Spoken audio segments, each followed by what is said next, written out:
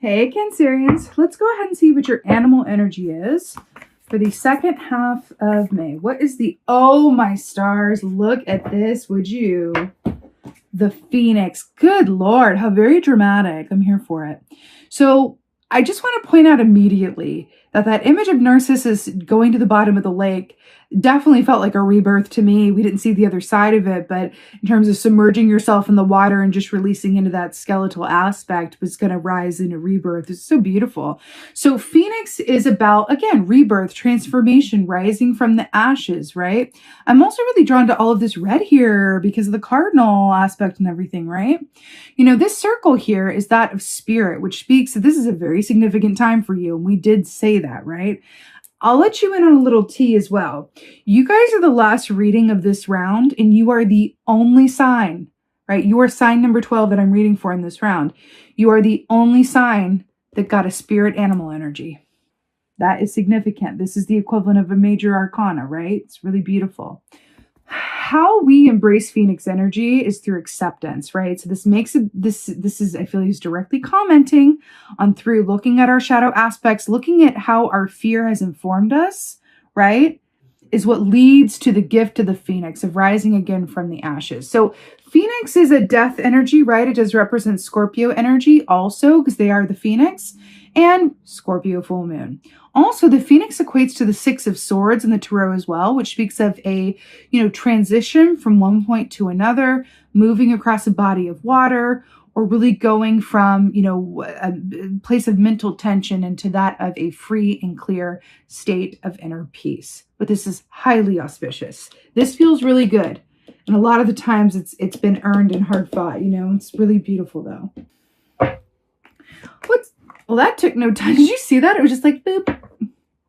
Wow. Okay. So 7 of Wands, you have more fire energy here, Cancer. It's really beautiful. So, 7 of Wands, this is very much about perseverance and effort. By the way, nobody else got 7 of Wands this whole round. I had a lot of cards repeating this round.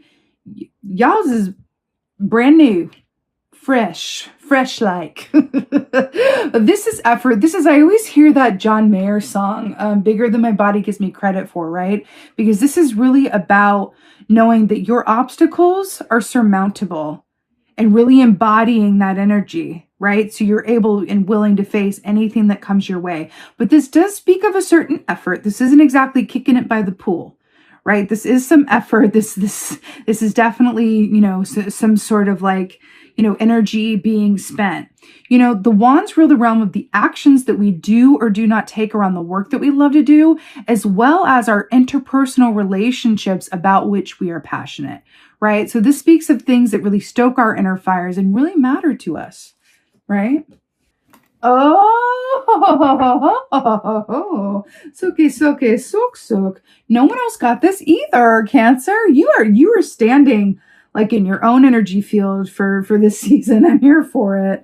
So 9 of Pentacles. Wow.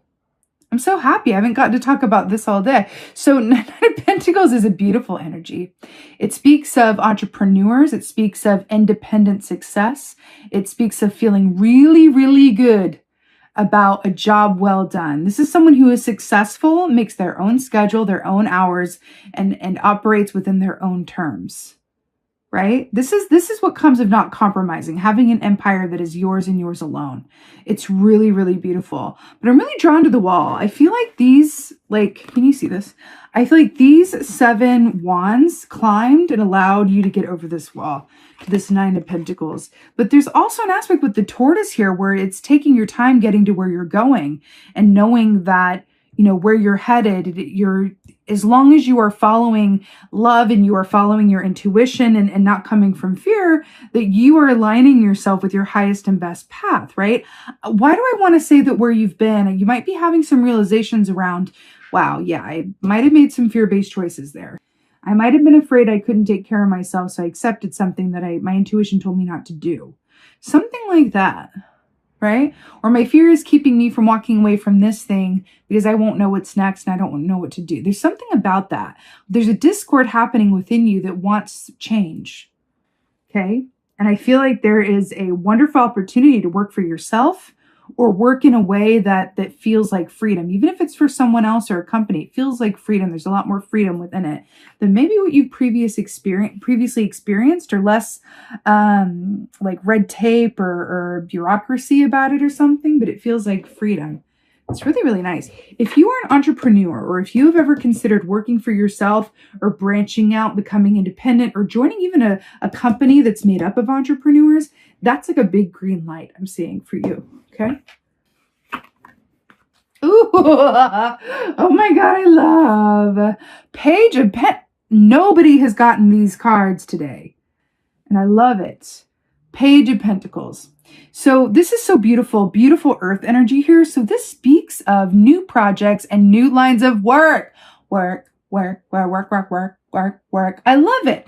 But here's the thing. Look at this alpaca. Had to release some of this old hair, had to shed the old in order to be able to pick up the new. This pentacle of newness and new potential, right, and work that they love to do only appeared after it got rid of all this hair. Diving into that pool as Narcissus and just allowing yourself to be trenched in the waters of transformation, like the phoenix here. It's really beautiful. You know, they're taking me back to Narcissus and the whole point of that. They're telling me I might have missed part of that point.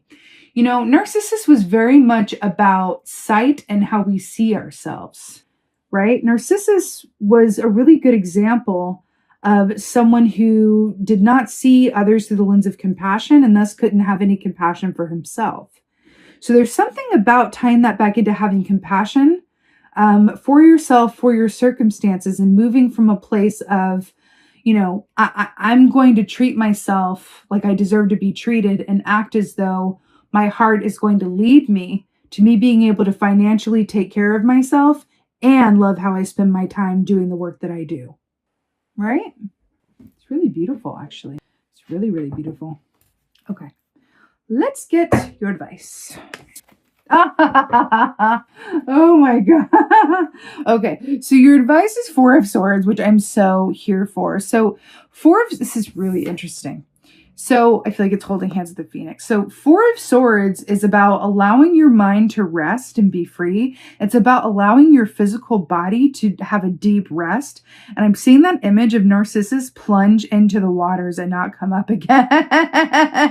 I'm really hearing to allow yourself to really follow feelings. If you are feeling like doing a little bit less, because this is doing a lot, right? If you feel like kind of separating yourself during the energies that are coming about for this season and being still, really finding places of quiet, allowing yourself, like the tortoise, to move a bit more slowly, that feels like it's highly encouraged. Why? Because you are going through a period of transformation and transition where it makes sense. I'm seeing an animal about to transform into another animal. And as it does that, as it's shedding this, like, you know, this previous fervor, previous life, it's transitioning into something else. And so it makes sense that it's going to slow down a bit and prepare for that and submerge in the water, right?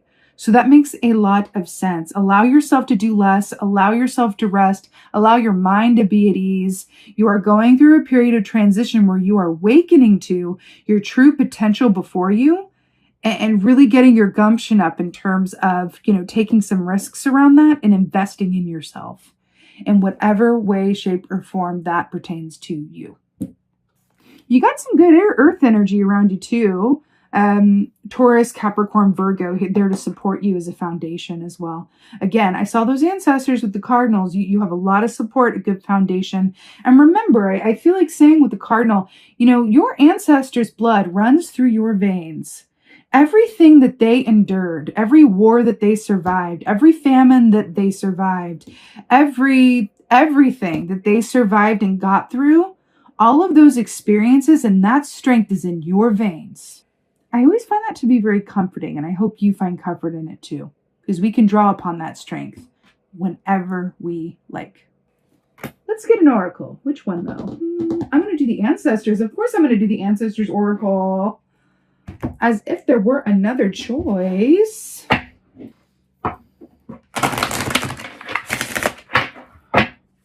Oracle for Cancer.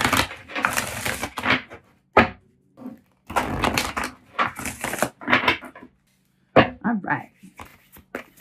What is the oracle? Oh my gosh, I love this. Okay, wait. Look at how beautiful this is. So this says inspiration, Holy One. Inspiration.